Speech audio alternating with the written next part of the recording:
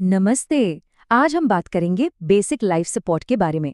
देखिए, ये कुछ ऐसी बातें हैं जो किसी इमरजेंसी में सचमुच जिंदगी और मौत के बीच का फासला बन सकती हैं।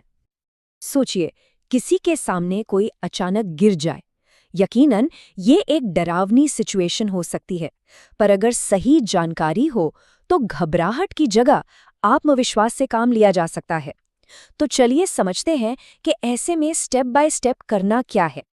तो सबसे पहला और सबसे जरूरी सवाल, क्या सीपीआर की जरूरत है भी या नहीं? कुछ भी करने से पहले सिचुएशन को समझना यानी कि आकलन करना बहुत जरूरी है, और ये फैसला बहुत बहुत तेजी से लेना पड़ता है। तो देखिए, 3 चीजें हैं जिन पर तुरंत ध्यान देना है। पहला, क्या वो व्यक्ति कोई रिस्पॉन्स दे रहा है? दूसरा, क्या उसकी सांसें सामान्य रूप से चल रही हैं? और तीसरा, क्या पल्स यानी नब्ज मिल रही हैं? अगर इन तीनों का जवाब नहीं में है तो समझ लीजिए कि हर एक सेकंड कीमती है। अच्छा, तो जैसे ही ये कंफर्म हो जाए कि सीपीआर देना ही है, तो फौरन कुछ बहुत ज़रूरी एक्शन लेने होते हैं। आइए देखते हैं कि वो चेन ऑफ रिस्पॉन्स यानी कि सही कदमों का सिलसिला क्या है। सबसे पहले उसके कंधे को हल्के से थपथपाकर जोर से पूछना है, क्या आप ठीक हैं? कोई जवाब नहीं तो अगला स्टेप है तुरंत 108 पर कॉल करना। और हाँ, कॉल पर साफ साफ कहना है कि एक एईडी भी चाहिए। एईडी वो मशीन है जो दिल की धड़कन को सामान्य कर सकती है। ये बहुत बहुत जरूरी है। कॉल करते ही फौरन नब्ज चेक करना शुरू कर दें। और एक बात याद रखनी है, नब्ज चेक करने में सिर्फ 5 से 10 सेकंड लगाने हैं, उससे 1 सेकंड भी ज्यादा नहीं। अपनी 2 या 3 उंगलियों से गर्दन की साइड में कैरोटिड आर्टरी को महसूस करने की कोशिश करें। अगर 10 सेकंड में कोई पल्स महसूस नहीं होती तो इसका सीधा मतलब है चेस्ट कंप्रेशन फौरन शुरू करने हैं। ओके, तो अब आते हैं सीपीआर के सबसे ज़रूरी हिस्से पर, यानी कि चेस्ट कंप्रेशंस। और सिर्फ कंप्रेशंस नहीं, बल्कि हाई क्वालिटी चेस्ट कंप्रेशंस कैसे देने हैं ये समझना ज़रूरी है। तो हाथ रखने की सही जगह क्या है? छाती के बिल्कुल बीच में, जो ब्रेस्ट बोन होती है उसके निचले आधे हिस्से पर। अंदाजे के लिए ये जगह निपल्स की लाइन में होती है। एक हाथ की एड़ी नीचे रखनी है और दूसरे हाथ की उंगलियों को उसमें फंसाकर ऊपर रखना है। सही जगह पर हाथ होंगे तभी दबाव सीधा दिल तक पहुंचेगा। अब बात करते हैं स्पीड की। हमें किस रफ्तार से कंप्रेशन देने हैं? टारगेट है 1 मिनट में 100 कंप्रेशन का। इसे याद रखने का एक बढ़िया तरीका है, जो गाना है स्टेइंग अलाइव, उसकी धुन बिल्कुल उसी रिदम पे चलना है। स्पीड तो ठीक है, लेकिन गहराई भी उतनी ही जरूरी है। एक अडल्ट के लिए छाती को कम से कम 2 इंच नीचे दबाना है। जब तक इतना गहरा कंप्रेशन नहीं होगा, दिल पर सही से दबाव नहीं पड़ेगा और खून शरीर में पंप नहीं हो पाएगा। और टेक्निक की बात करें तो अपनी बाजुओं को बिल्कुल सीधा रखना है। कोहनी मुड़नी नहीं चाहिए। जोर बाजुओं से नहीं बल्कि अपने शरीर के वजन से लगाना है। और एक और बहुत जरूरी बात, हर बार दबाने के बाद छाती को पूरा ऊपर उठने का मौका दें।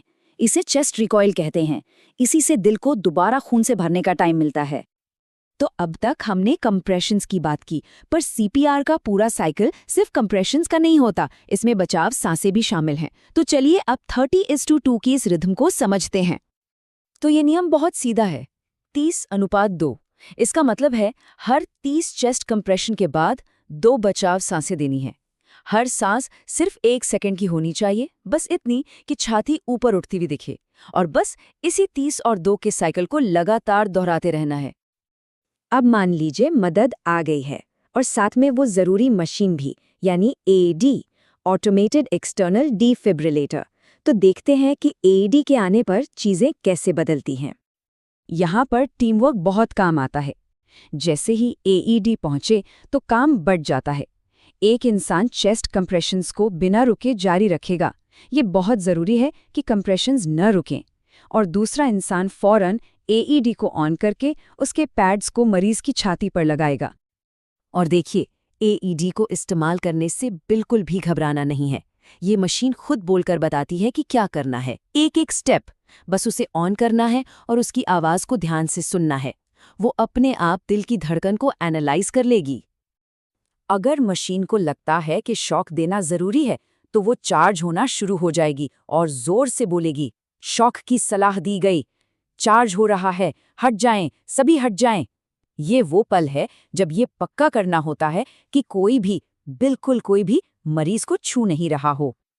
और जैसे ही शॉक डिलीवर हो जाए, रुकना नहीं है, 1 सेकंड भी नहीं।